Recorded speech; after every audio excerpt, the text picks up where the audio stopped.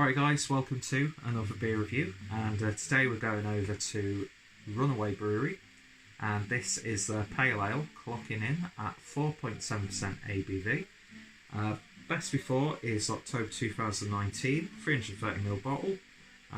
Doing it right since 2014, we wanted to brew great modern beer, the kind of beer we would enjoy drinking and making, because brewing isn't just about the end product, it's about the process, the journey, so it's worth doing right. And these guys are based out of Danzig Street, Manchester. So yeah, nice simple looking beer. Label, that is. And beer in the glass then. I've not actually drank it yet, but it's got that sort of like really nice coppery amber colour to it. It's got a very faint dusting of unfiltered haze in there, but it does have really nice clarity. Beer poured with just shy of like a half a finger's worth slightly off right head. It looks really nice and pretty in the glass. So let's see what we get on the nose. And it's got like classic pale ale characters. Lovely sweet malt characters coming through. Very subtle sweet citrus aroma. A little bit of stone fruit. Yeah, it's a very basic smelling pale ale, with maybe a little bit of a peppery spiciness coming through. But smells really nice and appetising, so let's give it a taste. Cheers.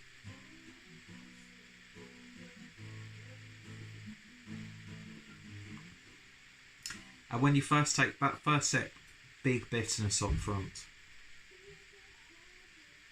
And it's got a consistent level of bitterness. It's not a really fruity pale ale. The sweet fruit character you get on the nose doesn't really translate through on the flavour. It's actually got quite a dank edge to it. A little bit of a resiny, piney aspect going on. That sort of like fried oniony garlic sort of flavour. It's crisp, light-bodied. It's not the most exciting pale ale that I've ever tried, but it's just a nice simple session out of 4.7% ABV. And I can't imagine the recipe has changed since its first brew. So yeah, it's got its place. Perfect if you're having like a pizza or like barbecue food, that sort of thing. Wouldn't intrude too much on the actual food itself. Plus the food wouldn't override the flavour of the beer too much. But yeah, really big bitterness, which I wasn't expecting.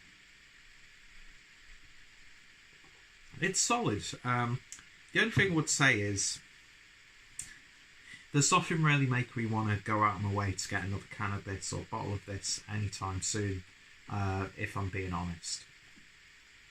Just because there are so many beers like this now. But you do get that big American West Coast angle. So if you're getting a little bit sick of the juicy pale ales and the tropical fruit sort of flavours, then this is one of those perfect antidotes, and you can demolish a six-pack and not really feel too bad about yourself.